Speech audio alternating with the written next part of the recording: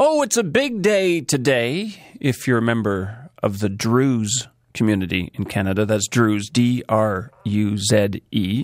It's the start of their annual convention in Edmonton. Now, Druze is a religion practiced around or by around 1 million people worldwide.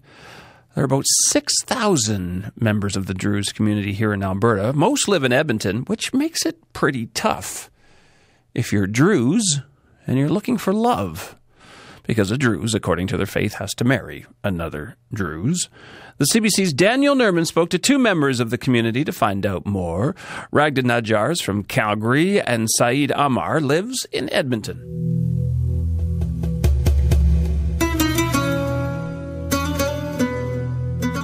The Druze faith is a faith that evolved historically speaking, in the Middle East.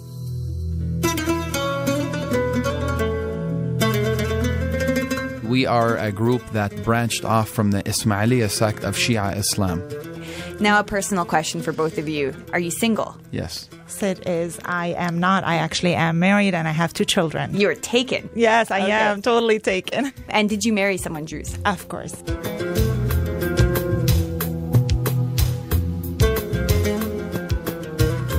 So should I call you Sid or Saeed? You can call me however you like. Okay. So Raghda was lucky. She brought her man over from Lebanon. You are still looking. Tell me about the challenges surrounding that.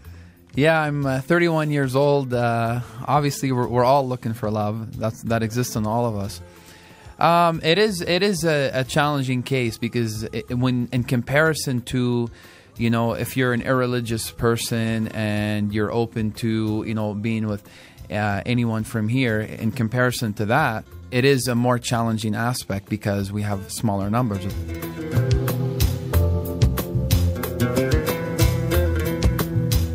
If I was to look at it in Alberta, I'd say, okay, you have about 6,000 Druze. So let's say you cut half of those off, and those people are married or their children and whatnot. And let's say you say half of it, 3,000 are the individuals that are single, so men and women. And then of course I'd break that down in half to 1,500. So I tell myself, okay, you know, there's 1,000 to 1,500 potentials, and then I move forward from that.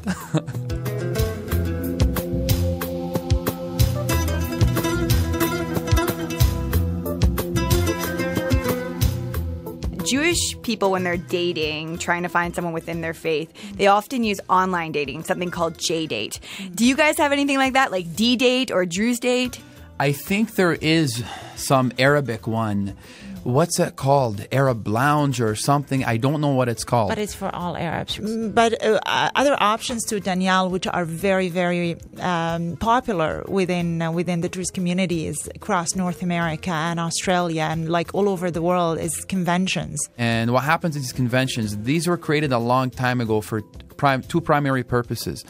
For people to meet each other from within the faith and to strengthen bonds between each other. So essentially we're networking amongst the Druze. So we have 5 days to do this, and during those 5 days we have mixers or whatever, but we classify them as adult events. If you meet someone at this convention, Sid, yeah, and they're not from Alberta, would you move for a Druze? You know what, that's an interesting question. Why not?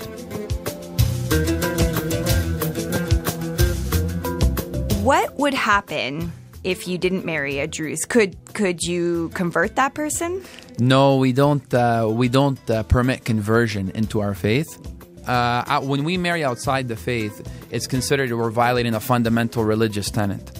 Therefore, when we have children as well, they would not technically be considered as part of the faith as well. So they wouldn't be Druze? Not fully, no, they wouldn't be. Like, you have to be born to a Druze mother and a Druze father to be 100% Druze. So I don't know if the term half Druze is accepted. We believe in strengthening our community and in the future of our community.